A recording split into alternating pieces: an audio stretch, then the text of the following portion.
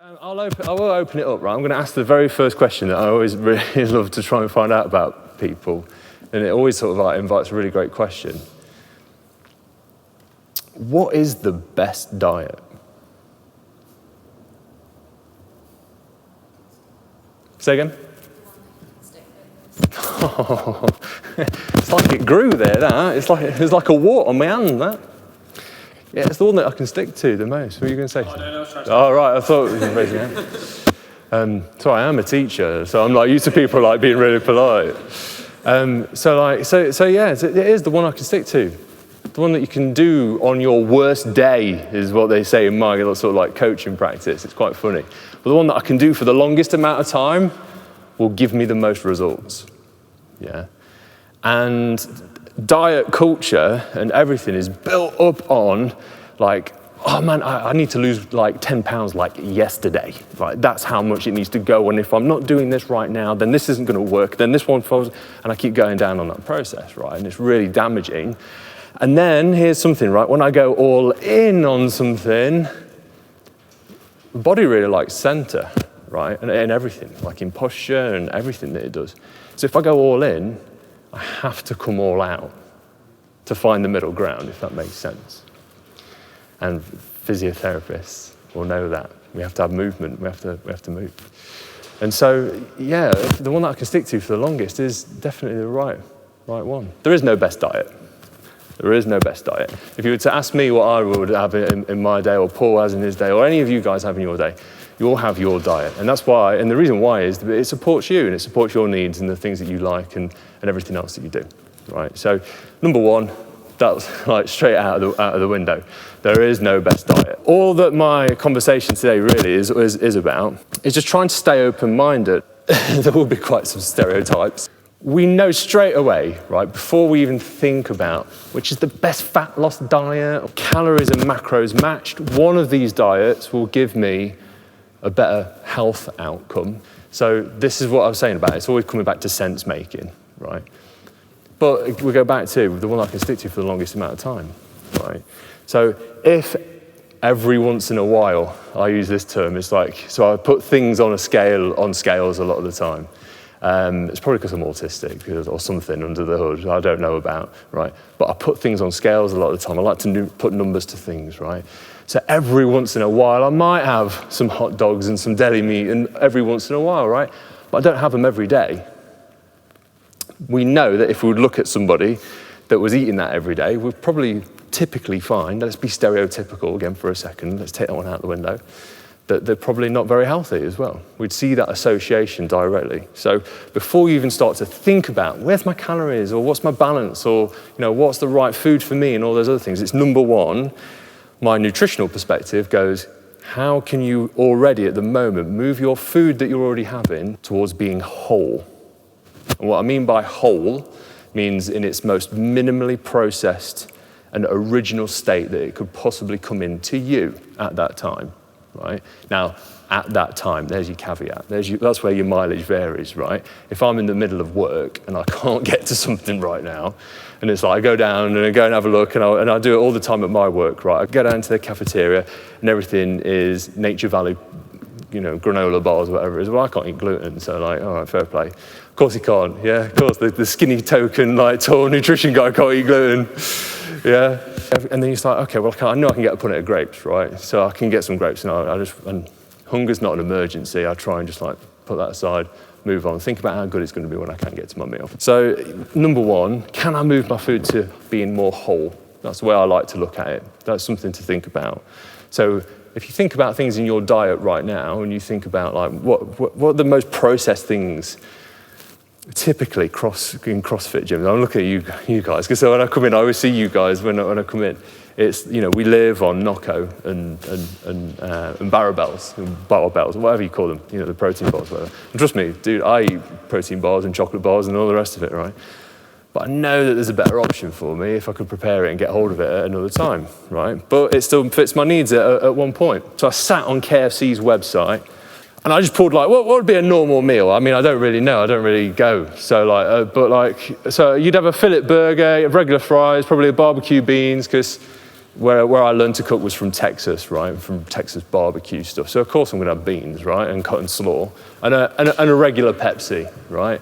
That meal alone, if we just look at it in terms of its macronutrient makeup and its calories, we'd go, oh, well, okay, well, 1,100 calories, right? That's, for some of us, that might be our complete daily energy intake. If I'm a small human, that might be a lot of energy in one meal. If I'm a big human, that might be a third of my intake for the day. Cool, right? That's all right. But look at the other impact that stuff's having. So it's going to have allergens. You've got sesame, milk, eggs, wheat, which is part of gluten, mustards. Again, wheat, barley, gluten, mustard, celery, sulfur. They may also contain sesame, all these other things. So there's a lot of, and ironically, that is actually KFC's like colours. I didn't make them red to like go like, woo, scare you. That's just the way that they are. So like in actual fact, at a food quality perspective, and I was talking about this in the food group the other week. I put up a diet and I went, look, this is a day's diet. How do I make it better? And everyone first off goes, reduce, take things out. It's like, no, you can get results, right? Just moving things to being more whole, right? I'll put it out there. You might have heard of like clean eating or like paleo diets and things like that. Yeah, some people might call it that. I just call it eating whole. It's just real food as far as I'm concerned. I open up my Tupperware, whatever it is. Of course, yeah, Tupperware Sally, yeah, Karen over the back here, whatever. I open up my Tupperware and I look at it and there's real food in there. I try and make things as real food as possible. That means that when I go shopping, when I pick up that cabbage, it is a cabbage. I don't turn it over and there's 12 ingredients on the back. That's the way to think about it. So the more that I can eat like that, I know, calories aside, macros aside, all those other things, that's going to be better for me. Number one. That's the way to start to look at that. So before we start that, scrutinize it, can we just move it over? It hasn't got to be night and day complete flipped variances. It's just, can I just make things better? So I do say to people a lot about like, I have my best option, I have my better option, I have where I am right now, I have worse, and then I have worst. And that's a nice way to think about a food choice when you're trying to choose something to eat. Because everyone goes like, well, what do I eat? Like, what can I actually eat? Even my wife does it. She'll come home and she'll go, oh, and she'll open the cupboard, she'll go, there's no food. And I'm looking at it and I'm like, there's like 12 meals. You could eat anything right now. But because she's hungry and decision fatigue starts to set in and I can't choose and I don't know what. So just make small changes, right? Could I make something just the night before that I can have, that I can keep in the fridge or whatever, wake up the next morning, it's there, it's gone, it's grab, I go. I can even eat it on the bus or however I get to work if I need to, right? In the car park or something outside. If I am going to KFC and I'm having the kids' leftovers as well when they're done, because, mum and dad, you sit there and go, well, it's only like 3 chicken bites or whatever, I'm just going to smash them. But that could be 150 calories, right? Sweet chili twister wrap or a Zinger rice box with a pineapple bag and some water. That's a slightly better option, right? Probably not the best option, but it's a better option than where I was, right? It's important that you recognize where you are and you meet yourself where you're at. I just make small choices or small changes. Over time, the ones that I stick to the longest, we're going to keep coming back to that. That's the one I carry on with, right? Kebab Friday, because I earned it. I reached the weekend. Reaching the weekend that's not a goal in life, right? Just getting to Friday is not your goal, right? Our goals in life should be a massive thing. It shouldn't be a diet. It should be PBs. I'm just looking at some amazing PBs this week. And, all those things, it should be the successes that we have in our life, advancing our careers and all those other things. Just reaching Saturday isn't just like, that's incentive to like, let's just let it all go, in my opinion, But I need to remove that incentive value of food. I trained for 2 hours today, I can have 5 beers tonight. Yeah. It's like, yeah, cool, okay, yeah, if you like, you could do that. So that is one of those problems, right? Of course, you're going to talk to like the nutrition guy and he's going to be like, yeah, don't drink. But it's like moderation in it. Hard though. It's easy to say, hard to do. But even if you went to like Wagamama's or Nando's, at least there's a menu that I can look at. At least there is something there that I'll be able to have a look at if I need to plan ahead or would like to plan ahead. You don't have to as well, and I can show you how. Jill's office donuts cost Friday. Yeah, that's another one of those things. Yeah, we've all got that guy that brings everything into, oh yeah, God, yeah. And they think, and they do it, right, because they do it out of love. It's just how we show each other our love. And it's really important to understand when we look at our behaviors and things that we do, that some of those things are just built up on love, right? So I show my wife love by trying to do things for her so she doesn't have to do them, right? And I recognize that I do that, but it pisses her off. She'll be like, I come home and I'm so bored, Rob, there's nothing to do. And I'm like, yeah, because I've hoovered, I've cleaned, I've cooked 5 dinners, I've done this, I've done this, I've done this, I've done this. And I sat and did all this PowerPoint and whatever it is. And isn't this amazing today? You know what I mean? That's like my life. I'm so reactive all the time. I don't know if you're the same, you know. Yeah, well, there you go. Well, yeah. Well, the problem, yeah, a pint or 4 after work with Dave, of course.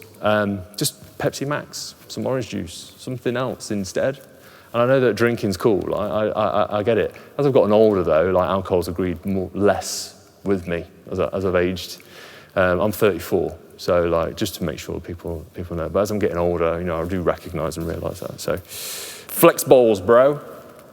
Really popular diet method, right? And I think that because we have talked about calories and talked about food quality, they're the first two things that I really like to look at with people. But then we start to invite this idea of like macros, right? Because this talk is actually about what balance of food is right for me. When I sort of asked everyone, what's the kind of what are the questions that have come up? The top one was, I just don't know what I should eat and when and how, right? And I'm going to give you a solution today that you can take away with you, right? So if we look at foods and its macronutrients, this is where I can start to look at diversity in my diet. And I am all about eating the widest variety of food as possible. I don't go eating chicken, rice, and broccoli 7 times a day because that is just shit, you know? It's cool for a while, and it works for a while when I'm turning my dial to a goal, whatever my goal is. Right? You don't have to eat like that.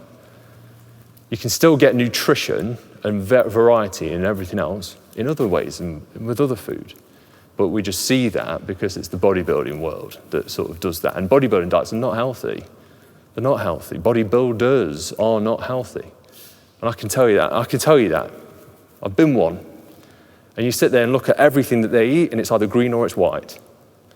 And, you know, it's rice and chicken, or it's broccoli or asparagus. And that's not a healthy diet, right? A healthy diet is not bran flakes and milk and tea. You know, there's 3 colors. There's brown, there's tan, there's beige. Yeah? Color in your diet is a healthy diet. Looking at a plate of food that's just like purple, red, orange, green, all of those colors combined. We get white foods, we get purple foods, we get black foods, we get red foods, we get orange foods. You know, a bowl of food that looks like that, you go, wow, that looks really healthy and really nice, you know. And that's where you get more variety in your diet. But if we look at macros, right, it means that we can include some foods that we love and that we might have a tough time of letting go in. We've all got our non-negotiables, right? And what I mean by that is that everything's negotiable, but when we talk about our non-negotiables, it's like Sunday, we have dinner, we sit at the table, yeah? That should be non-negotiable. You should do that, right? Friday, you know, just use one of my examples. I go out and I have 2 pints with Dave after work or whatever, yeah? Or we have cream tea on Sunday with my granny or whatever it is. They are non-negotiable, right? But your negotiables are those things that are around you that you can go, well, as long as I do this on Monday to Friday, then that's all right. So I don't mind going and doing that because this will get me my results. And on Friday, I can still have my cream tea with granny or whatever, yeah? And these are the things that if I put the effort in elsewhere, then I can keep my non-negotiables. And a diet using IIF, this rolls off the tongue, IIFYM helps us do that as well. So it just means that it can fit my macros, right? And I want to show you flex bowls, because flex bowls are kind of fun, right? All the chocolate bars that you've created, I don't know if you've been on a diet. I've been on some of those diets in my life, right? And I don't know if you have, I've literally been walking down the street and I would rather hit the lamppost or the person that is in front of me than actually have the effort to move out of the way because I'm so drained and I'm so tired and I'm pushing that constantly all the time, you know. I told you, bodybuilding is not good. It's not a healthy thing, you know. But yeah, this is typically like bordering on disordered eating, really. But, you know, every chocolate bar that I've been craving all week, I'm going to stick in a bowl, I'm going to eat them, right? Because I'm flex bro, I can flex it. I can just get it into my fitness pal or chronometer, or there's loads of apps now. Eat this much, big oven, all these things that I get, people show me all the time. And I can do that, but just for education, go and have a little bit of research on a flex bowl. Yeah, they are quite fun, if I'm really honest. But it's empowering, because it means that you don't have to let all that stuff go. It means I don't have to let go the curly whirlies and the twirls or whatever it is that I really want. I can just plan the rest of my stuff, my negotiable stuff, around making sure that I actually can still eat that. So I can put that into my diet first, and then build the rest out with good whole food, right? Macro diets, really, the pros are that you can eat foods that you really like and that you really want. You don't have to prepare anything. I can walk into Tesco, into the deli aisle or whatever, I can pick that up, right, okay, cool. I just track it, and then later on, I'll fix my macros as I go on throughout the day, yeah? So if right now, I can only get to, I don't know, like a cheese, ham, carb or something like that, right? That's the only thing that's on the thing in WH Smith, right? I can pick that up and I can walk out and I can get on with the rest of my day, yeah? I haven't just blown my diet, and I'm not sat there going like, oh, no, sit then, right then, where's the hobnobs, where's the Snickers, you know what I mean? And then off I go. Because the people think all of a sudden, oh, well, that wasn't on my diet. That's not my diet plan, that's not on my diet. I'm not allowed that. And the second that you think, oh, well, I'm off of it now, it's like, freedom. And trust me, like some of us, I'm not saying that it is us, I'm not saying it's anyone in this room, but I've definitely been there. I don't know if you've been there, yeah. And all of a sudden that mentality just got sort of like, whoa, if that ever does happen to you, right, think about your next meal. Stop thinking that food is not there for you like ever again, because it's always there for you. The food never leaves you. If you're the kind of person that can't have a jar of peanut butter in the house, and because you have to finish it, trust me, I've been there. But yeah, it needs less preparation. I can just pick things up. I can macro budget my big feeds, or I can fast. So I can do some calorie displacement, or I can budget my calories I was talking about the other day on my Instagram, right? I don't have to be full of vegetables or food that I don't like. That's what people typically find these diets or those other things. Because the first thing that people do is that they'll open up the diet plan and they'll go, man, well, there's 72 calories from that carrot there. I could probably have a curly whirly at 98 calories, and that's better. That's the first thing that people do, and it's like, okay. So what I do with people is I go, you eat vegetables? We don't track them. You eat as many as you like, right? If it comes from the ground, if it's green and it grows above, cool. If it's a root, then no, track those. Like cooked carrots and parsnips and things like that definitely have a carbohydrate value to them that's worthwhile having. But if it's green and it grows above ground, don't even count it in your calories. Yeah. If it's red onion, cucumbers, all those things, salad veggies, all that stuff, don't count it. No real moral value to food. Nothing's good or it's bad. I think that's a wonderful thing about tracking your macros, is that there's no good food and there's no bad food. It's just food. And I think that's a really sensible way of looking at a diet. There's no good, there's no bad. It's a very sensible way. And it'll keep some pleasure in your life. You have some clarity in your actions. But the cons are that it negates the quality of food. So that is a bad thing. That's the first thing we spoke about, right? Is that I went, well, okay, let's think about how do you make your food better? You just move it over to it being whole. It negates the possible stress if you've got intolerances or allergies. If you've got a problem with nuts and seeds and all that. But flex bowls, bro. I'm allowed almond butter in this or whatever. If I can eat Biscoff. It's got gluten in it, but who cares, flex bowls. So it means that you're going to have problem with inflammation. So inflammation is when our cells start to get a little bit hard on their outside, right? And they start to go like, bro, we're getting really stiff and hard. Like, we're not very flexible anymore. And then all of a sudden those cells are very hard to get nutrients into and nutrients out of. And then that's when you get people that are just like, man, I'll lick a prune and put 2 pounds on. Do you know what I mean? It's like, I only have to see a piece of cake and I'll put 5 pounds, And it's like, well, that's probably why first. Let's look at your inflammation, try and get things down. Plant-based fats, omega-3s, those Mediterranean-style diets are pretty good at that. Yeah, restriction and binging when people are macro budgeting, if that's a con or a pro, I don't know. It depends how you're looking at it. It depends which side of the lens that you're on.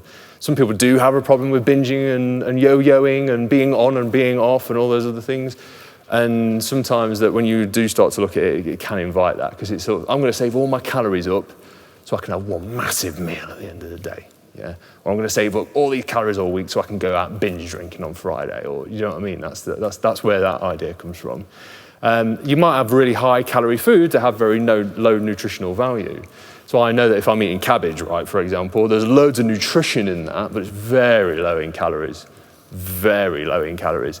You know, like a whole pound of strawberries is about 60 or 70 calories. You know, a pound of food. Can you imagine what that's like? You know, but we look at it and go, oh, well, fruit's bad. But fruit's bad for you, it's full of sugar, blah, blah, blah. It's like, yeah, but there's omega-3 in the seeds. The fructose in there actually can help lower your blood sugar, and it actually support your liver detoxification. So actually, when you look at it like that, and there's loads of hydration, they're full of water. You know, no one's drinking enough water. He says drinking water. But yeah, so like, it's one of those things where like, we demonize something because it fits a certain need at a certain time. But it does take a lot of willpower to be weighing your food and obsessing over the quality of food and all those other things, right? So we have to understand the pros and the cons. But what are macros, right? Because some of us will be sat here going like, I don't even know what a macro is. Like when I'm talking about macronutrients, right? We break food down into so many different levels. When I eat something, the body's really good at this, right? What it does is it takes big molecules and makes them little to make them big again. So we take something like a sausage, right? And I eat this sausage, and I break it down all the way through my digestive tract and everything else, so I can turn it into that. That's it, I broke protein down to do that. Or maybe I'm somewhere in my cycle, right? And maybe in my cycle, maybe I'm even pregnant, right? And I need to make a baby. I need protein to do that.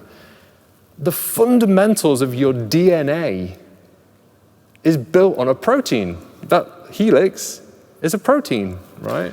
And that's why everyone goes like, oh, protein, man, you know, it's all about like chicken and broccoli. Like, yeah. But it is, right? But with protein too, we also need the synergist stuff, right? So we need the nutrients that back up the protein, the amino acids, right? And that comes from the stuff that comes from the ground. You know, the earth itself is full of minerals. When you look at soil, it has the same bacteria and all that other stuff in it as what your gut bacteria does. And we all carry it around in it. That's amazing, right?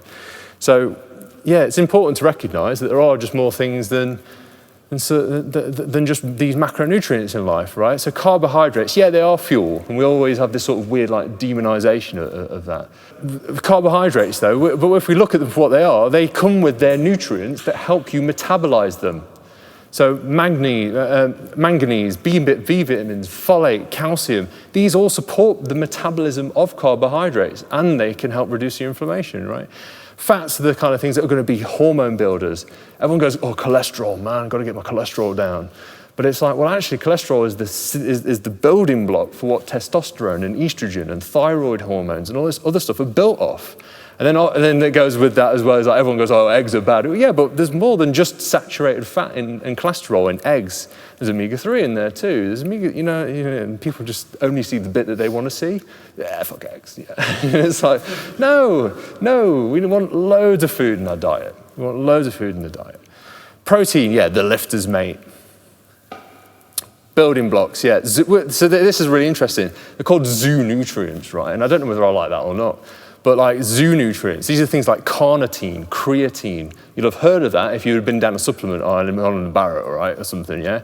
But this is where we get them from in our diet. If you're getting enough protein in your diet, you don't need creatine. Leave it on the shelf, walk on by. You know, some of us are probably not getting anywhere near enough, most of us are probably not getting near enough protein that we need, right? Some of us are getting probably way more, right? But this is the thing, this is where we get this stuff from, to be able to support what we're doing when you walk onto this gym floor right here, right? Zinc, iron, very unique B vitamins, so different strands of B vitamins that come from animal foods than they do from plant-based foods. And it builds structures, it repairs tissues in your body. It gets, like I say, nutrients into and out of cells. You need a protein to put it in, you need to get protein to get it back out again. And that's the fundamentals of metabolism. So if you want to eat lots of food, I need a raving metabolism. I need to have a really high level of thyroid hormone. I need to have for big muscles, I want lots of testosterone and all that other stuff. And I need these nutrients to be able to support that, right? But the things that support that as well come from vegetables, right? So high volumes of food intake, but very low in calories, are really high in nutrients. Veggies also help you control your body weight, right? Because when you've got lots of fiber, the things that we like most about like trying to get satiated about food is to feel full. I think that's the thing. Sometimes we can eat a lot of food though and be full, but sometimes we kind of like, it's not the right food for me. And sometimes my mum would call it, right? She's like, it doesn't feed my soul, is what she'd say.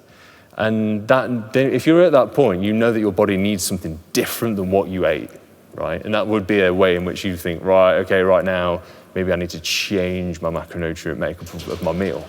But that aside, hydration. We know that we need hydration, which is essential for life, not just because of that, but it comes with what we call trace minerals. So we get sodium, potassium, calcium from water, right? Every one of these has got its own different calorie amount. So calories are the overarching point. That's the energy. Your macronutrients are the bit that it breaks down into. And then we can break it down again into what we call micronutrients, which are different minerals. So typically you'll get a couple of calories per gram. Some of us can pull energy from fiber, some of us can't. It depends on your gut bacteria. I keep touching my tummy, but like it depends on your gut bacteria and whether you can break down and assimilate them. But yeah, digesting protein takes some of you to digest the protein. So we typically equate that to being about 4 calories per gram. 9 calories per gram in fat, which is where the low-fat dieting culture comes from, because they just go, oh, that one's got the most, yeah, get rid of that one. That's easy, right? Calories are bullshit, right? If I look at calories, and I look at them only as calories, it is bullshit. 1 gram of carb can range between 3.7 to 4.2 calories, actually. I'll put my white lab coat on for a second. I'm already white. A gram of fat might be 8.6 to 9.6 calories. 1 gram of protein is actually 5.7 calories, not 4, right, as we've already said, but some of this energy is in a form that we can't use, right? And it takes some of you to break it down to be able to use it in you to become you, right? So realistically, we average that out to be about 4.6 calories a gram, right?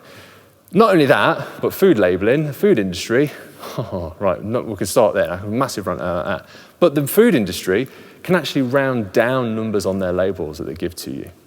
I bet you never knew that, right? So they can actually round down numbers rather than having to round them up, so they can make things seem a little bit better.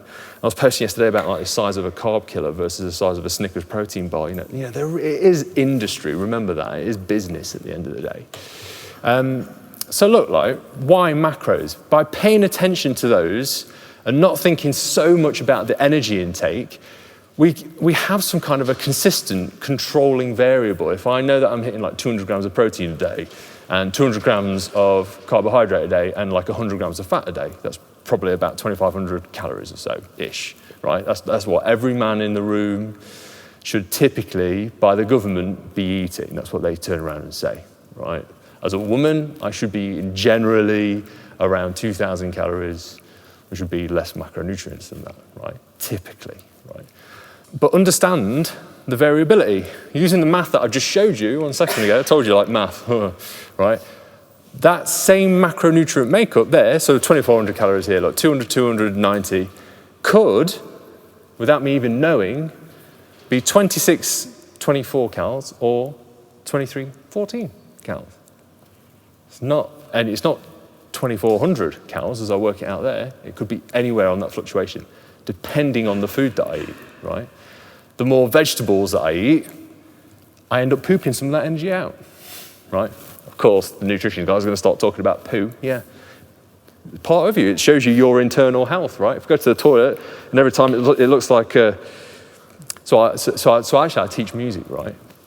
And back in the day, we used to have guitars, right? And the design of the guitar was painted where they just like threw paint at it. It was called a splattercaster. So sometimes I call it, if I look at the toilet, right, it's like I've got a splattercaster in there. I know I'm not well, right? But but on the opposite end of that scale, if it looks like that rope, Christ almighty. Yeah. Everyone's laughing because everyone's fiber intake's through. So look, One thing to remember, if we do only look at a diet through macros and reductionism and all that other stuff, as macros and calories and all those things fall, because typically they will in a fat loss diet, if you want to lose weight, your calories are going to slowly, gradually come down, right? As that happens, your nutrient intake will also fall. Nutrients are the things that are going to back up your wellness, your health, your everyday zingy, amazing well-being, right? Well, I know we don't go and eat a salad and then go zipping down the street, like starting singing, right? I do get it, right? But at the same time, the things that make you, we all have our own health needs, but that's where health comes from. Where do we get those nutrients from? From our vegetables. So what does Rob do? He turns around to people and says, don't track your vegetables. Eat as many vegetables as you can. Pound them, man. So, place your emphasis on your food quality. The quality of your food matters. Macronutrient diets are part of the calorie part and everything else. And think about that. As my energy intake falls and my macronutrients fall, so will my nutrients. So the way to back that up, eat as many vegetables as I can in loads of different varieties, give myself a really good quality multivitamin if I'm going to go on a diet. Yeah, high quality multivitamin. I don't mean walking down Tesco's like chemist aisle and finding one of those little calcium pills or whatever it is, because there's other things in there that stop you absorbing some of the minerals that are in them. So again, a really high quality one's always going to be quite good for you long term. But really having success is about having accuracy with consistency. And if you can, then you layer in the precision. So it depends on, I do say to people these three things. It's great being on a diet, right? But you have to be ready. This is something we talk about in lots of different spaces, but you have to be ready, you have to be willing, and you also have to be able. They are three different things. So I might be ready and rearing, I've got my diet gone like yesterday. I'm really willing, I'm going to make all the changes. I walk into a supermarket, where do I even begin? I'm not able. That's the difference. What do I buy? I can't, it's carbs, and these are, just eat. That's the thing, isn't it, right? I'm just so hungry now, I can't even make a choice. So, then we can layer in precision. That's the way to think about it. So being accurate and consistent. That's one of the hard things, though, isn't it? I can't just eat. The reason why bodybuilding diets exist is because bodybuilders, typically, let's be stereotypical, typically we're really strong people. Strong in the arm, thick in the head, my dad has probably said, that could go on a t-shirt. Strong in arm, thick in head. When you look at it like that, it's simple food that's easy to prepare. I can stick rice in a dish and I can walk away from it and I can put chicken in the oven and I can go and play with my kids. That's where it comes from, really. But the next day I'm paying for it because I'm eating 5 cups of rice. Or there's that chicken and a rice cake guy in there that's one of those memes. It's like, so what's your meal plan? It's like fish cake, fish. It's like fish and a rice cake, White fish and 2 rice cakes. Measurements are useful if they help you make a decision. That's something to think about, like measuring my food, measuring my output. Because calories in, right, is just as important as your calories out. They are both synergistic to one another. That matters. It's not just about what goes in, but what am I doing? And am I supporting the doing? You can't do that on rabbit food, which is like protein and caffeine, right? You can still eat food and lose weight because everyone starts to get that like, I need to start fasting. I'm going to go ketoism fasting diet. Ooh, it's like, no. You can still eat food. You just need a moderate deficit. And the moderate deficits are the ones that we can do, right? I can take 200 calories less a day. What I can't do is when I go, no, I'm going to do like 1,100 calories, or I'm going to do an 800 calorie fast. I can't remember the guy's name, is the doctor that's like, that's on the TV. That's what he's got his 800 calorie keto diet. And they put it on the TV, right? You put in 16-year-old kids on 800 calorie diets or whatever it is. They're doing keto. They're allowed 1 mushroom and 1 tomato a day. Yeah. Because we hate carbs, And then, of course, they lose weight, right? Yeah, of course. They've not taken in any carbohydrates. Carbohydrates are hydrating to the body. For every 1 gram of carbohydrate I eat, I also store 3 grams of water. That's 4 grams of weight that I have per. So straight away, right? You go into a gym and personal trainer goes, you need a low-carb diet. Let me show you all about it. You come back the next week, you're like, dude, you're 7 pounds lighter. And I told you. And it's like, yeah, you know why? Because I just fucking cut all my carbs out, man. And like, and now I can't sleep because I've got no carbohydrates. I'm cranky, I'm angry because I've got no food and nothing around. I don't know what to eat, and I absolutely hate it. So tomorrow, I'm going to McDonald's, whatever. You know, and then, I get on the scales, it's all out the window. It's like, yeah, because you just took a bunch of sodium on and a bunch of all that other stuff. You know, we have to make, our rational decisions. The ones that we make very quick and fast are not our best decisions ever. That's the way to think about it. We have to take a step back and try and look at it through educated eyes, right?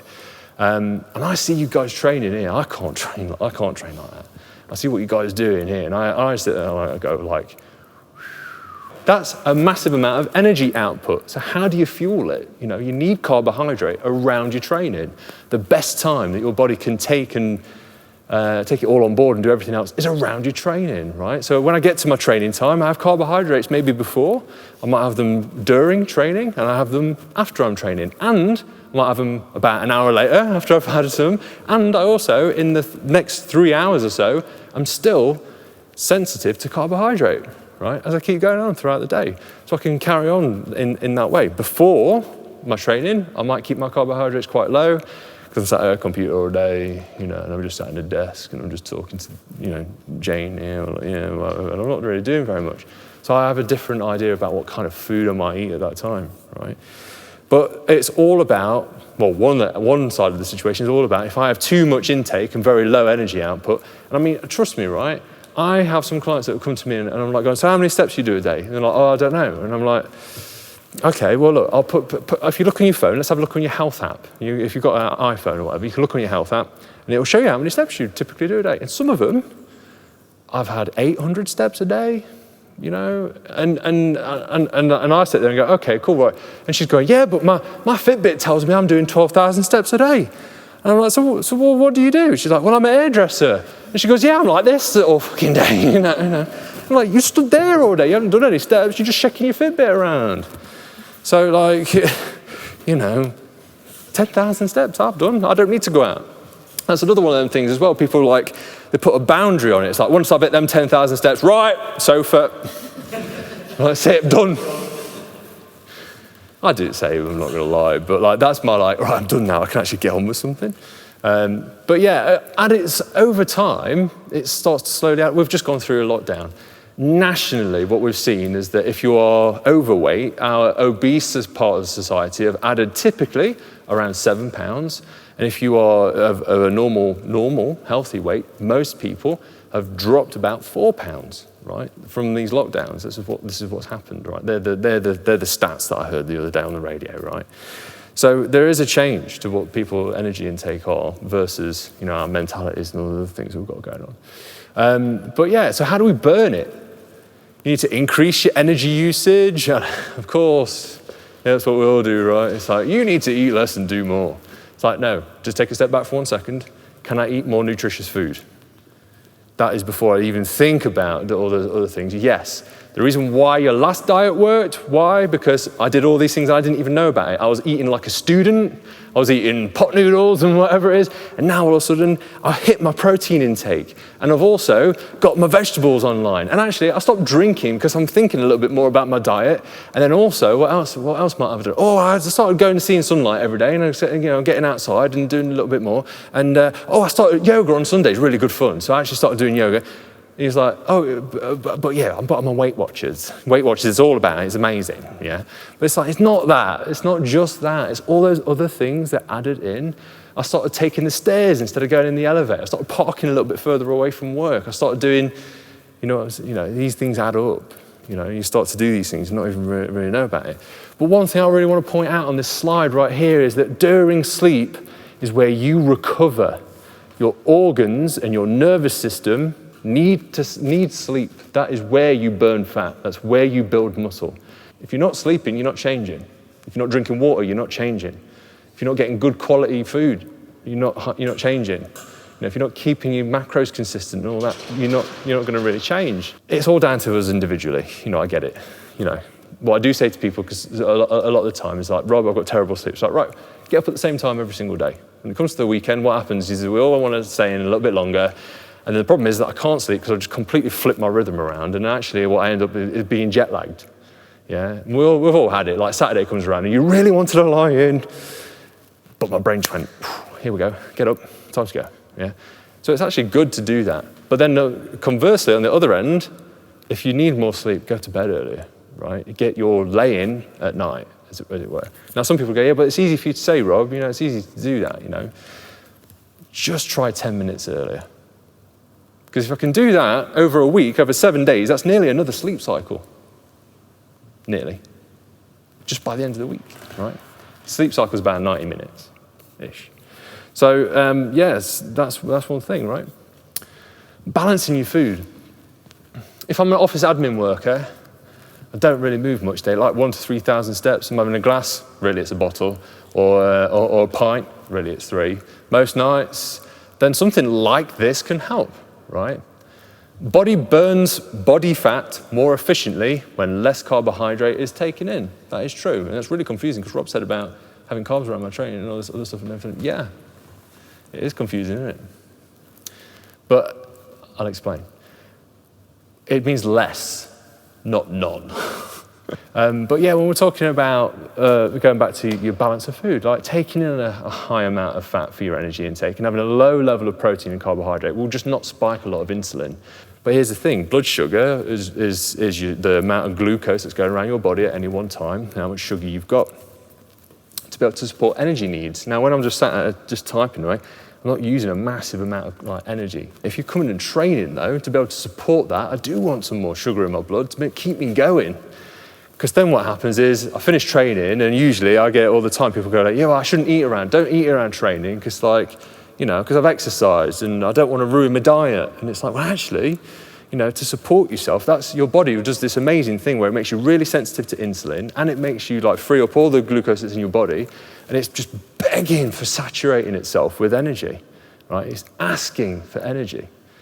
So that's the best time to eat carbohydrates and energy and most energy of your day. If that's the way it is for you, maybe you want to eat less food throughout the day, then when around your training, elevate your food. That's where that might be a solution for you, Some people don't do very well with that because that can be too much fluctuation in your blood sugar. And then you all of a sudden go, oh, there's too much food, now I can't train because now I'm so full. So it might be easier just to balance your food out in even calories intake throughout the day, depending on who you are and what you do, right? Now, if I'm a builder, I'm a physical labourer, I'm out all day, I'm moving, I'm doing 25,000 steps, he's got arms on him, he's got a back on him, and his missus, she's going oh, he comes home and he wants to eat all this shit. But she's sat in an office all day, doing nothing or whatever. So sadly, you've got one person that's really lean, really skinny, and he needs support. She doesn't need as much energy as he does, but you know what? But we have to eat the same thing because we all have these rules around. We're going to sit together and we've got to eat the same thing at the table and all those other things, right? And we totally negate what those individuals' needs are. Now, I'm not saying you have to do that, but you have to learn to portion things appropriately and recognize your hunger and your fullness and the different needs. As a man needs different food than what a woman does, right? We know that. But if you're doing a lot of energy throughout the day, and then you come in and training and all that other stuff, having something that's like that would possibly work for you, looking at more carbohydrates. We still combine that though with the calorie relationship. We still need to think about energy intake for the day. It's just a matter of that these nutrients give different information to the body. That's the way I like to think about it. So it's great that I can eat 5 Snickers and get away with it. Cool. But there's different information that I'm taking in to tell my body what it's got to do with that stuff versus eating half a deli chicken or something like that and as many avocados as I'd like. So this is sort of one of I posted this a little bit earlier, but if I'm going to be doing a lot of energy and a lot of movement, focus your food to that end of the scale, right? Which is sugar on the left in the blue, white carbs in the green. In the middle, we've got our slow carbs. These are our brown things, brown rice, whole grains, real food, right, like whole beans and things like that. Those real foods, protein, fat, and then fiber on the far right. So if I'm going to sit and not really do very much, focus my food around proteins and fats and fibers, right? That's vegetables, proteins, all those other things, right? And then when I'm going to do a lot more energy output, I move it over on that scale. That might be a nice way of moving your energy around for you. So before you come training, I always say to people, it's like, just grab a couple of dates. Because they're full of minerals, right? There's loads of sugar in them. They're like molasses. And they're really nice, and I've enjoyed them. And then I don't go into my training, wreck my blood sugar, and then I walk away, and then I'm like crashing. And then I'm like walking around Tesco like a zombie. And then I'm really trying to eat this salad, but really KFC's next door, and I can smell it. And that's the way you start to think about it. You need to, depending on what you're doing in the day, think of it like that. So start to collect your own information. It's not all about keto. And magazines say that too much cardio is going to lose your gains, bro. Or celebrities doing carrot juices, or that you need a cheat meal. You need a cheat meal. Cheat meals don't exist. You just either ate more or you ate less. That's the way you think about it, right? There's no good or bad food. That's what I liked about you talking about a macro-based diet. And if you get stressed out about stuff and you're only ever guessing, that's also stressful, right? I don't know what I'm doing. So it's like, start to collect your own data. When I eat such and such, this happens, I eat gluten, I shit my pants, Here's a different way of like mixing your meals. Try it. The bony information that you're going to get is how do you respond? I can sit here and go, this is what you need to do. Oh, yeah, this is perfect for you.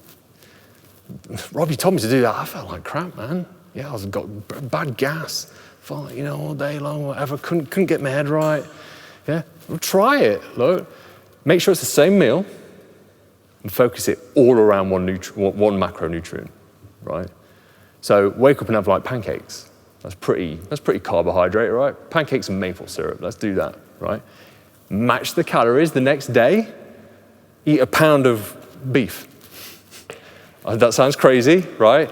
And I do that every day, right? I'll have 200 grams or so of beef, right? It sounds mental, I know.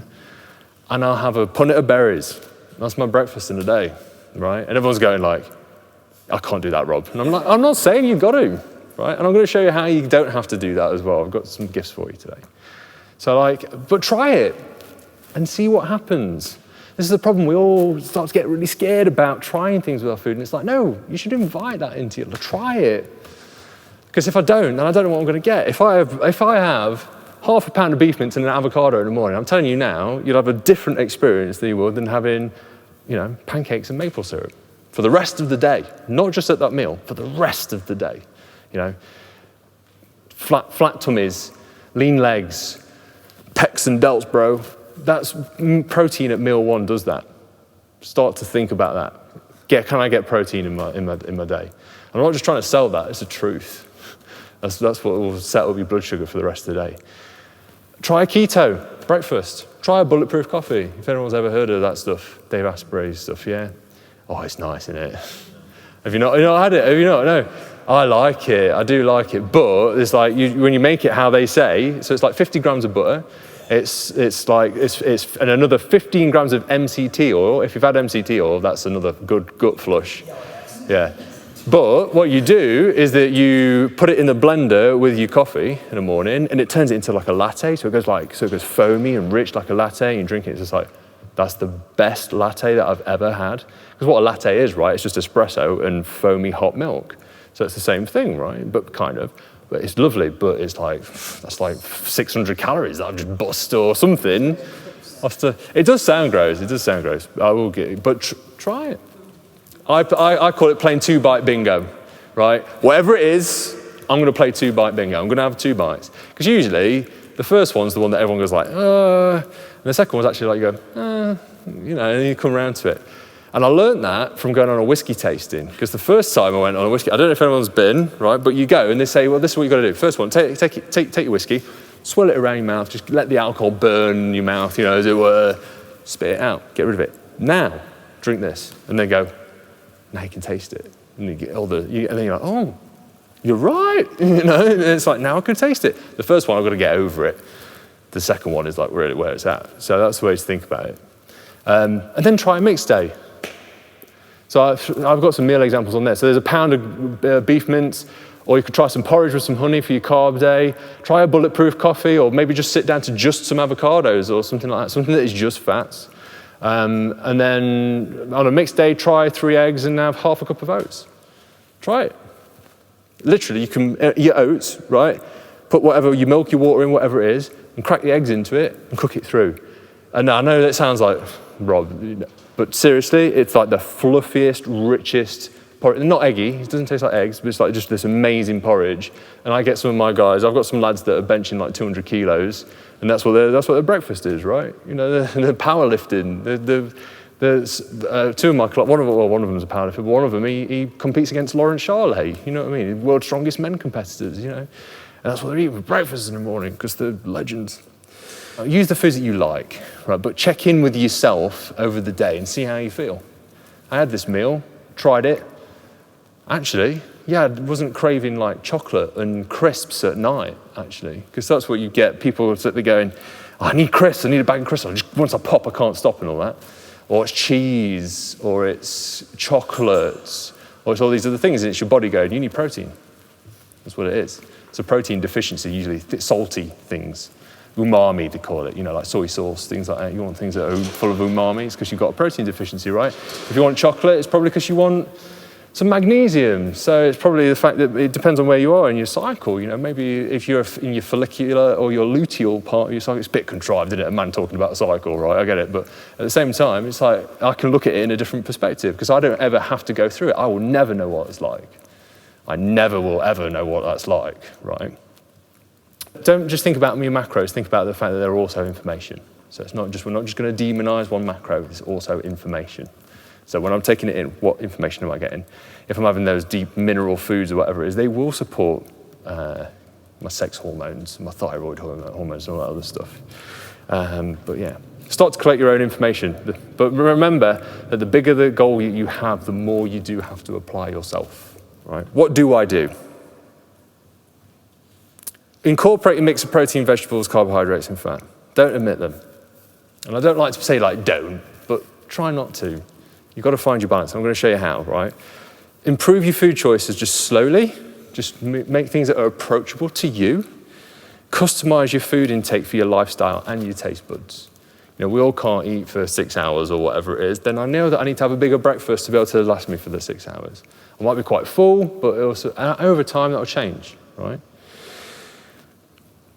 Make a list of foods that you enjoy and you digest well. Keep them in your diet.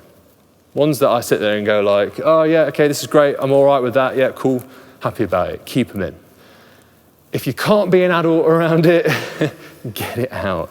But look, you might turn around, so one there, right, is limp balls. My wife loves an orange twirl and limp balls, right? Obviously at some point she'll sit there and go like, I really like to lose a couple of pounds. And I'm like, okay, well, maybe we could have a look at, so what are you eating then? What's your day looking like at the moment? Like, I cook dinner, but in the day, it's, you know, no holds barred, it's yours. And she goes, well, you know, yeah, I'm walking around Co-op next door, and so yeah, but they've got 5 for £1.50 on orange twirls. So I bought a bunch of them and keep them. Yes, I keep, oh, okay, right, okay. So what I turned around, I actually said was, well, look, a Freddo is 60 calories. Swap into that. Because you've had, so like a limp ball, right, is about 80 calories, but we don't have one, come on.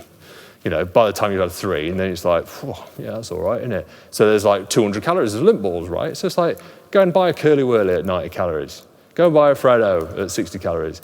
Maybe that's a solution right now. Like, okay, think about it like that. Or maybe I'll turn my really nice chocolate into something that is very similar, and still really satiating, but like having an orange dark chocolate Lindt. Having like something that is dark and less processed. So it's not like really soft, it's not really like sugary and processed, and it's had everything that was good about it taken out, but it's still kind of connected to it. We want a moderate deficit that I can stay to for the longest time.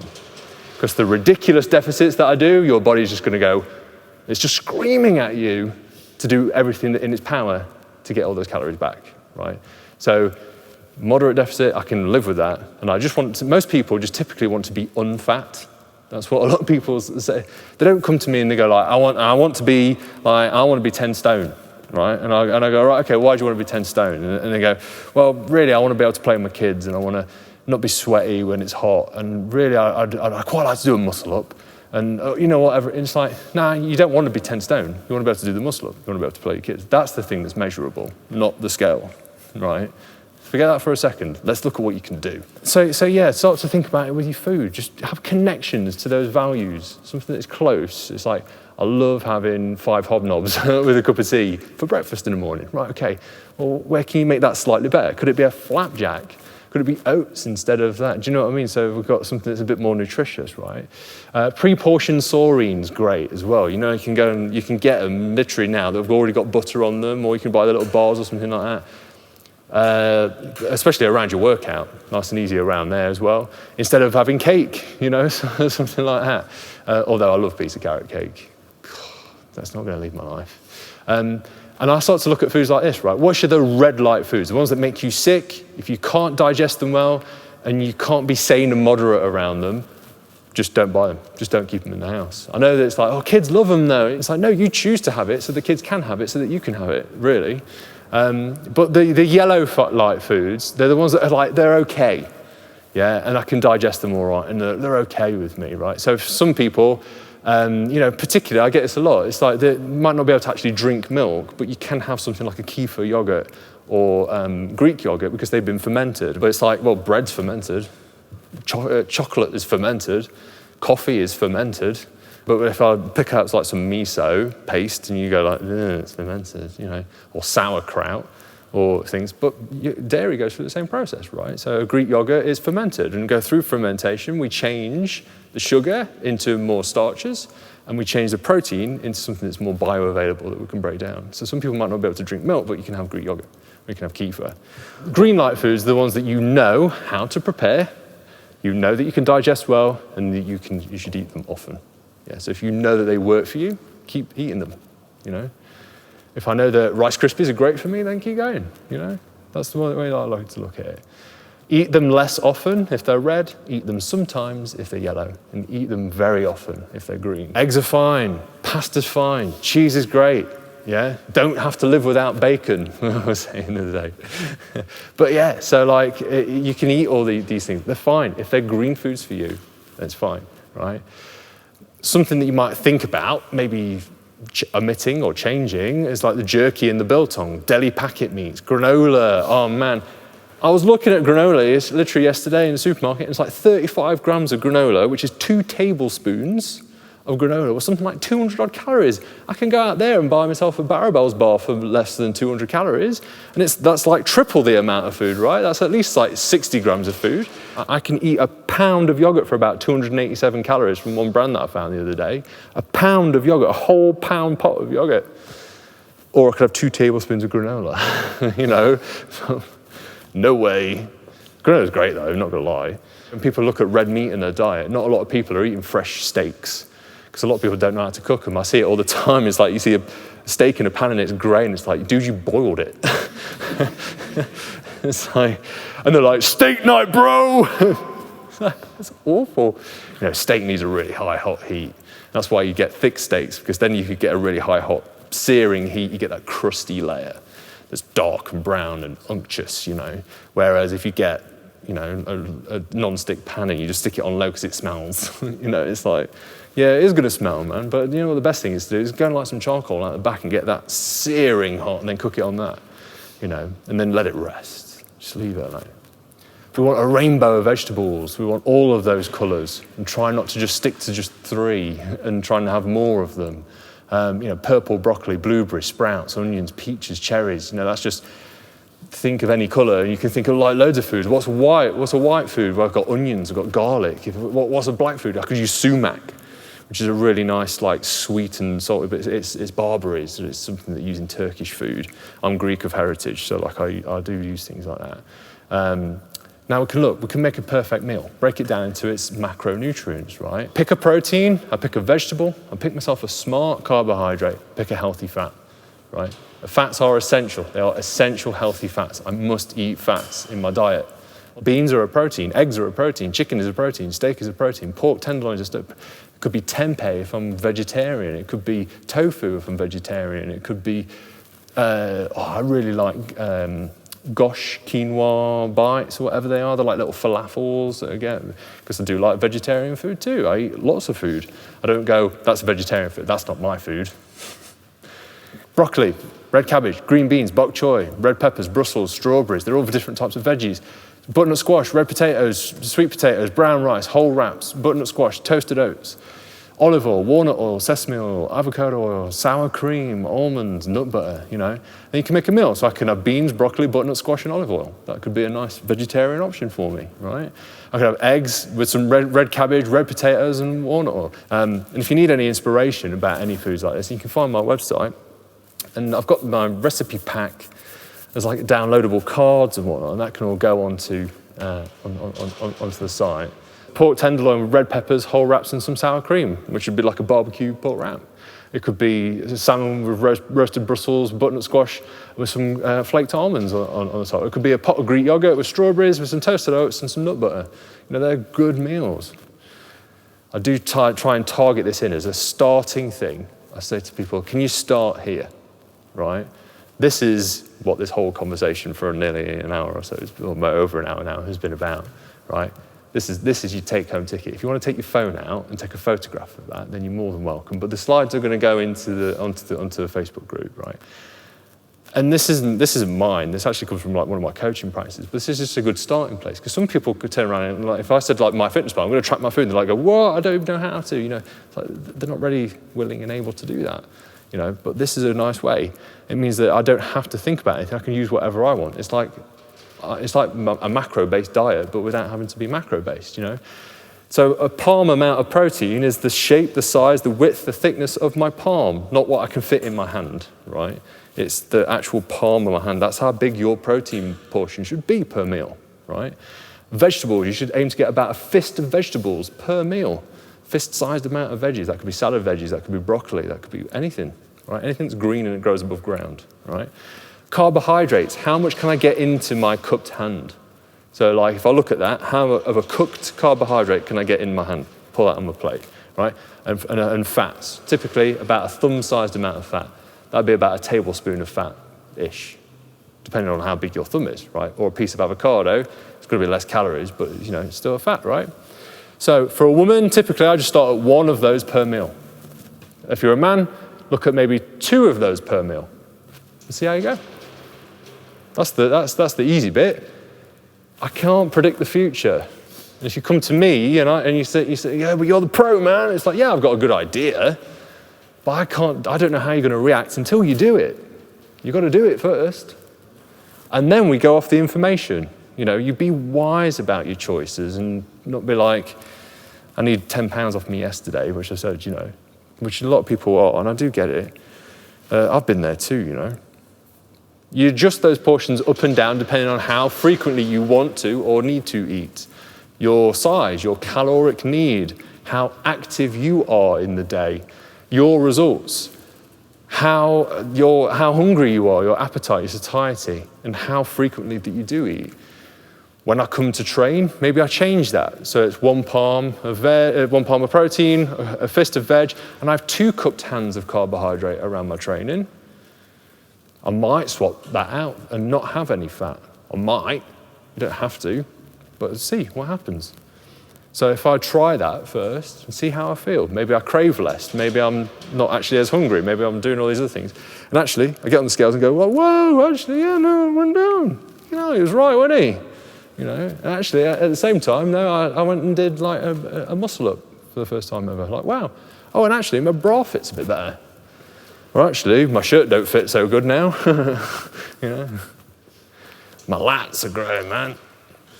Look, if you want to check out any of my stuff, there's my website on there. You can get loads of recipes.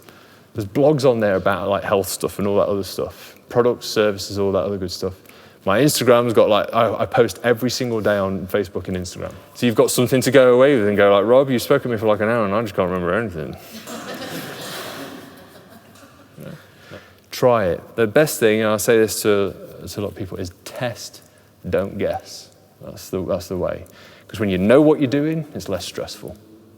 And the more that you can do that, and the more it can be repeated, and the more you're consistent with that, the better the outcome that you'll have.